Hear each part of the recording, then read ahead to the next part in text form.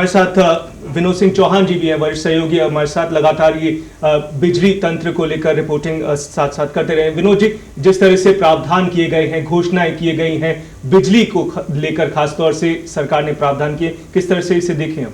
जी बिल्कुल, मैं आपको बताऊं कि जिस तरीके से प्रति यूनिट में 2 से 3 रुपए की छूट का जो वादा किया है, उसमें मैं आपको बताऊं, आपने बताया कि 1 करोड़ 18 लाख उपभोक्ताओं को सीधे तौर पर लाभ मिलेगा। अगर हम इसे बांटें तो 50 यूनिट से कम विद्युत खर्च करने वाले राज्य में 60 लाख उपभोक्ता हैं, जिनमें से 20 लाख उपभोक्ता बीपीएल हैं और छोटे घरेलू उपभोक्ता 40 लाख हैं। तो आप देखेंगे कि 100 यूनिट तक बिजली खर्च करने पर 50 यूनिट निःशुल्क, यानी 60 लाख उपभोक्ताओं को तो निःशुल्क बिजली मिलेगी, जिन्हें अभी तक अनुदान दिया जा रहा था। आपको बता दूं, बीपीएल को प्रति यूनिट 1 रुपये 90 पैसे का अनुदान मिल रहा था और जो छोटे घरेलू उपभोक्ता हैं उनको 1 रुपये 30 पैसे अनुदान मिल रहा था। अब 60 लाख उपभोक्ताओं को निःशुल्क बिजली मिलेगी। राज्य में ऐसा पहली बार हुआ है। निश्चित तौर पर निचले तबके को साधने की कोशिश की गई है। उसके बाद अगर अपन बात करते हैं 150 यूनिट तक, तो 150 यूनिट तक बिजली खर्च करने वाले 45 लाख उपभोक्ता हैं, जो अभी करीब 6 रुपये 50 पैसे प्रति यूनिट बिजली चुका रहे हैं। अगर उनकी बिजली दर में 3 रुपये की कमी होती है तो निश्चित तौर पर 3.5 रुपये उन्हें देने होंगे। अब इसके बाद आ जाइए 150 से 300।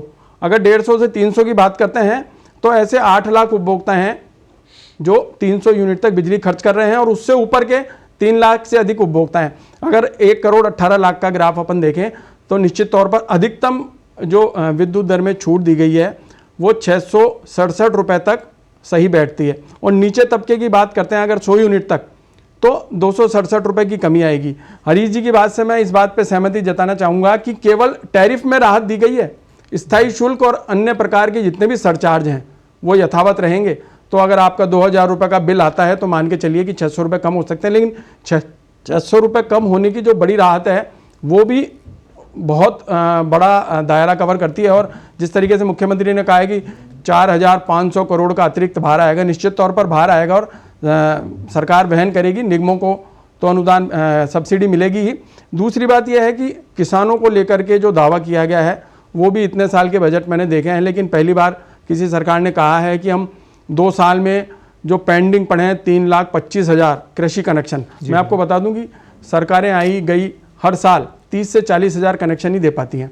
आप देखेंगे कि वर्ष दिसंबर 2012 से अब तक के जितने भी कृषि कनेक्शन आवेदन हैं वो सब पेंडिंग पड़े हैं और इनकी संख्या 3.25 लाख तक पहुंच गई। लेकिन अब गहलोत सरकार कह रही है कि अगले 2 साल में हम ये पेंडेंसी पूरी कर देंगे। हालांकि पिछली गहलोत सरकार और भाजपा सरकार ने ऐसा करा है। एक बार गहलोत सरकार ने आते ही घोषणा करी थी और 1 साल के भीतर 1,24,000 कनेक्शन जारी भी किए थे। ऐसा ही वसुंधरा सरकार ने करा था।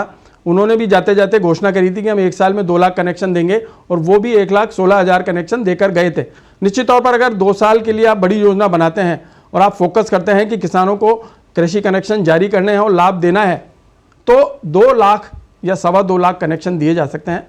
लेकिन सरकार ने 3 लाख कनेक्शन की देने की घोषणा करी है। देखते हैं कहाँ तक सही उतर पाता है। इसमें एक बड़ी बात मैं आपको बताऊं कि जिस तरीके से लघु सीमांत किसानों के लिए जो कहा गया है कि उन्हें निःशुल्क बिजली दी जाएगी, तो आप देखेंगे कि जैसलमेर, बाड़मेर, जोधपुर, बीकानेर और श्री गंगानगर में लघु सीमांत किसान हैं और इनकी संख्या भी करीब 2 लाख है। अगर 2 लाख किसानों को निःशुल्क बिजली मिलती है तो बहुत बड़ा निर्णय कहा जा सकता है। इसी तरीके से उद्योगों को लेकर कहा गया है कि MNST योजना उद्योगों पर लागू होगी।